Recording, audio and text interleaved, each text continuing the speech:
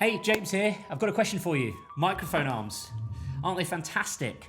But which one should you go out and buy? They vary greatly in cost, and why would you want one in the first place?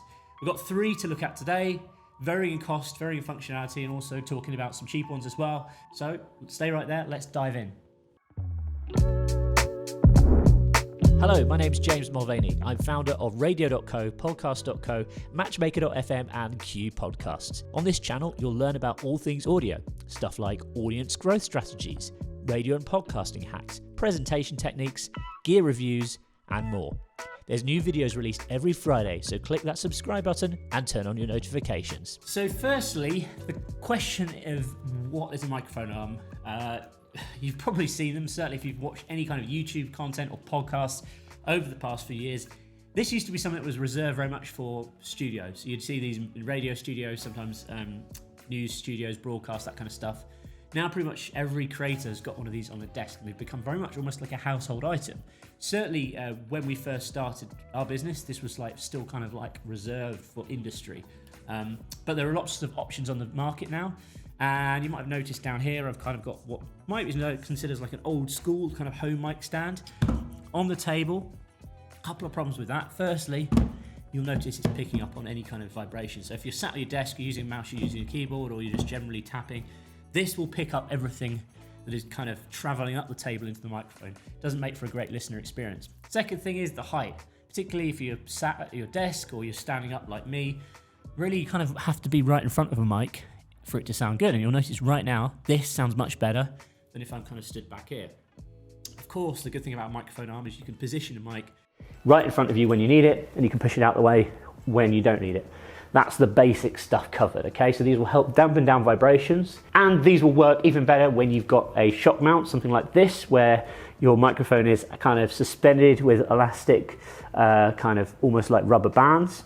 You don't always need one of these, but they can certainly help as well.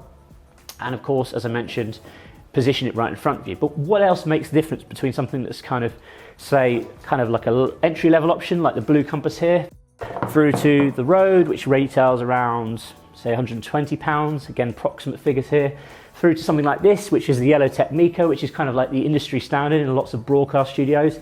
This thing costs £300-400, okay? Very expensive, but again, these kind of all have great positives and negatives, but ultimately they all do the same thing. So let's look at some of the differences between these different models. So first of all, let's look at where you should mount your mic arm before we kind of talk about these different models. And there's different ways in which you can mount these. Traditionally, you have a tabletop stand like this, as I mentioned, which is kind of very heavy. I suppose the benefit of this is you can kind of move it around, but you've got to bear in mind when you set your mic arm up, you can't actually move the base of it around. Yes, you can reposition the arm itself, but if I'm sort of over here and this doesn't quite reach, you've got a problem. Likewise, if you're going to mount it behind your computer, sometimes it can kind of get in the way. If you've got like a computer, for example, maybe you've got an iMac on your desk, like I have at my home studio, sometimes the iMac, the height of it will prevent you pulling this down, and again, it can kind of clink and hit your computer is not what you want. So actually, sometimes you're best off mounting it slightly to the side, either to the left or the right of your computer, or it could even be mounting it to the side of your desk, or even the front of your desk, like here. But again, find a position firstly that works for you, and make sure that you kind of practice moving it in and out of the way before you kind of commit to anything. I actually made a mistake a couple of years ago where I thought, well, I'm going to just drill a hole, because some of these will come in with fixed mounts. So for example, this is one that you screw to the top of your desk. But you can also get one which goes through the desk. So you drill a nice big hole, it goes through the desk, you screw the mount to the bottom of the table, and it kind of effectively puts a bush into your table the microphone sits in. A lot of them have got a sort of peg sticking out the bottom like this. I measured the center of my desk, drilled a hole thinking I'd want it at the middle at the back, completely the wrong position for it. So first things first is make sure you test where you want it before committing to it permanently. As I say, the Røde, for example, actually comes with a permanent bush that you can drill into your desk. Most of them will just come with a clamp like this. The Yellowtec, you can choose what fixing you want. Again, you can get something that screws to the top of your desk, but the best thing to do to begin with is test the position by using one of these desk clamps. The second thing to think about when you're setting up your mic arm is how it's sprung loaded.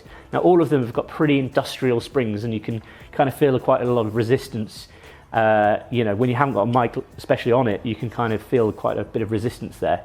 You want to make sure that if there's any adjustment screws, so for example some of them, and this has only come about as a recent realization for me, I didn't realize that most of them had this, they actually have a tension screw on the bottom.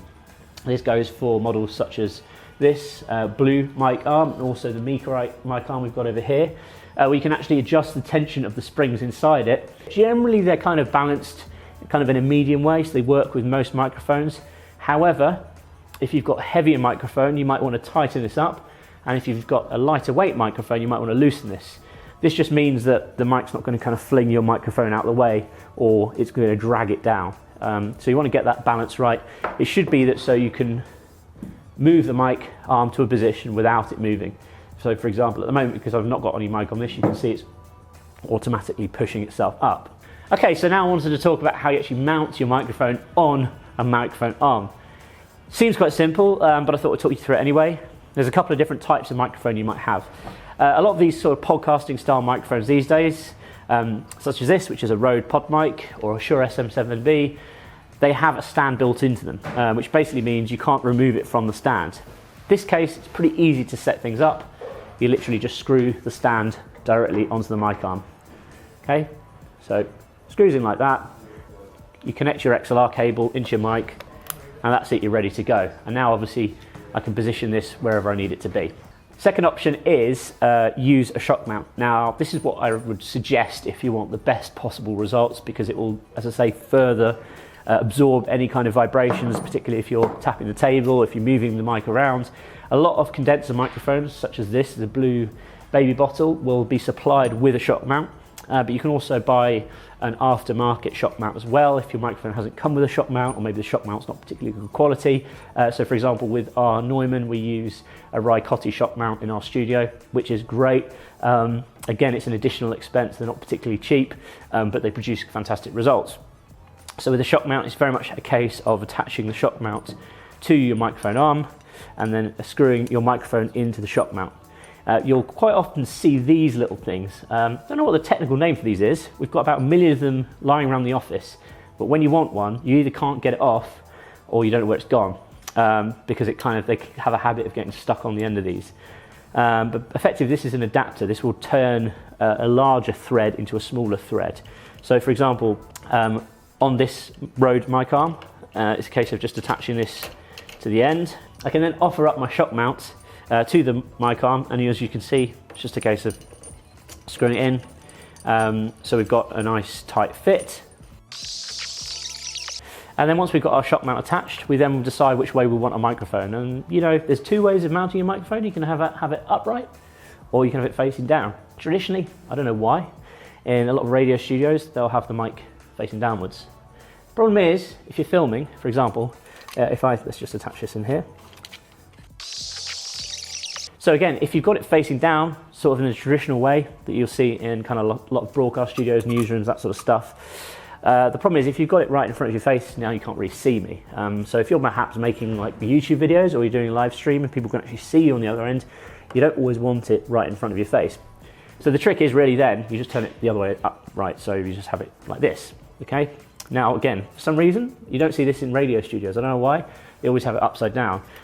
But actually this is much better, because now I can talk into the microphone, I can get it right up in front of my face still, but you can see me a lot clearer. So again, think about positioning when you're mounting a microphone, and also where the arm sits, and think about where it sits in correlation to your camera as well. Having it directly in front of you, even if it's like this, isn't always the best. Having it slightly to the side can sometimes be a better option. Okay, so now we've talked about how to position a mic arm, and how to set one up correctly, and how to sort of mount your mic on it. I wanted to talk about the differences in whether you want to spend, say, 70 to a few £100 or dollars, or whatever currency you're working in. Fundamentally, these all do the same thing, right? As you've just seen, they will all mount my mic, they will all move around, allow me to reposition it. So I think the main thing is just down to a couple of things. Number one, quality, and number two, aesthetics. These mic arms, they're all branded ones. So we've got the Røde, we've got the blue, and we've got the Yellowtec. Now, as mentioned, there's a great deal of cost difference between these. These are all professional products. We see these used by podcasters, in radio studios, by live streamers. They're all going to set you up and do a great job, right? It depends if you want a big Rode logo in front of you, or if you want something really slick looking like the blue Yellowtec, which is what you'll see in a lot of high-end studios, radio, etc. So it's really just down to aesthetics. What I would say is if you go and buy a cheap mic arm, and I used to have one years ago, so you could get them for, I don't know, $20 from Amazon. Generally speaking, they're not great quality. They'll squeak when you move them around, which isn't good. And also they will tend to fall apart after, say, 6 months or a year's worth of use. Not saying that will happen with every single cheap product you buy, but it tends to be more common than not. So if you're buying something that's more expensive, you know that you're going to get a reasonable level of quality. But apart from that, I would say there's very little difference between these products. They all fundamentally do the same thing. They all do the job really, really well. It just depends on your setup and how you want it to look. So that's mic arms. They are great. They're really useful. We have them in pretty much all of our spaces when we're doing videos, when we're doing podcasts. They're very versatile as well. You don't always have to have them mounted on a table like this. So for example, we've shot some podcasts where people have sat down on chairs. You can clip them to the side of the chair, or you can have them on a lower down table. Just be creative. And again, if you're perhaps going out and producing podcasts or recording content on site, these can fold up. You can stick them in a bag. Sometimes you want to kind of tie them down with a bit of tape or string or something so they don't start expanding everywhere. But they're quite portable actually. You don't have to have them permanently set up in a studio, and they can really help on location production as well. So if you found this video useful, firstly, would really appreciate a thumbs up. It really helps me out. Secondly, if you're thinking about going and buying one of these mic arms, maybe you already own one, maybe you've got an opinion on which one looks the coolest or works the best, I'd love to know. Please let me know in the comments below. Thanks for watching, and I'll speak to you soon. Hey, before you go, let's connect on LinkedIn. I'm always posting interesting content like this over on my LinkedIn channel, and it'd be cool to hang out. So go to jamesm.com/connect, click on LinkedIn, send me a connection request. And once we're connected, send me a message, say you came over from this video, and I'll send you some cool things for free. Sound fair? Well, head to jamesm.com/connect and connect with me on LinkedIn, and I'll see you over there.